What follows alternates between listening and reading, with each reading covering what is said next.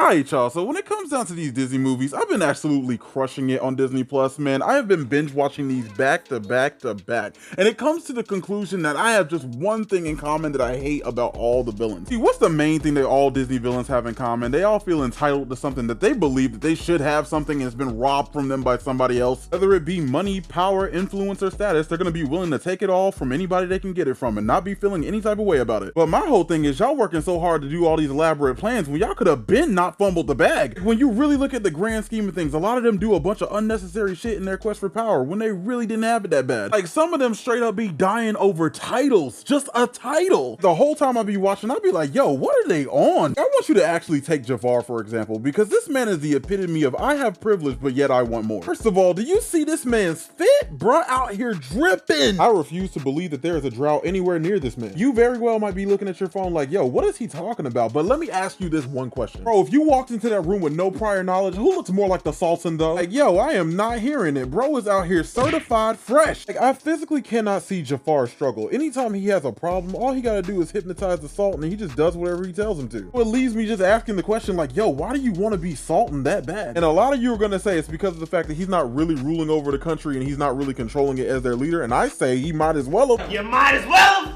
You might as well. I mean, my guy don't even hide the fact that he's mind controlling this man. He puts it slap in his face. Bro over here manipulating the system in broad daylight. Bro was on his Eren Yeager type beat before Eren was even a thought. Then on top of that, my guy has free reign over the palace and its guards. So I don't understand where is his struggle coming in at. The only thing saving Jasmine is the fact that this is a kid's movie, because you know he'd be using that rod on her in more ways than one. I mean, the first chance he got, he was like, hey, make her fall in love with me real quick. Then what's crazy is even when he achieved his goal, he just went back to his old outfit. I swear, I define Jafar's character as like whenever people say, hey, money can't buy you happiness, but those same people be sitting in their Bentleys in the process of buying a mansion while having a cake with gold dust sprinkled on it while they're riding an Air Force One. It's like, bro, you have everything. What the hell are you complaining about, actually? Oh, don't even get me started on Shere Khan from the Jungle Book. He is the absolute definition of entitlement. Yo, this is a 500-pound tiger over here hard pressed over a little boy for absolutely no reason. And I do mean no reason. This man is hard pressed over a child because of the fact that he could possibly become a man,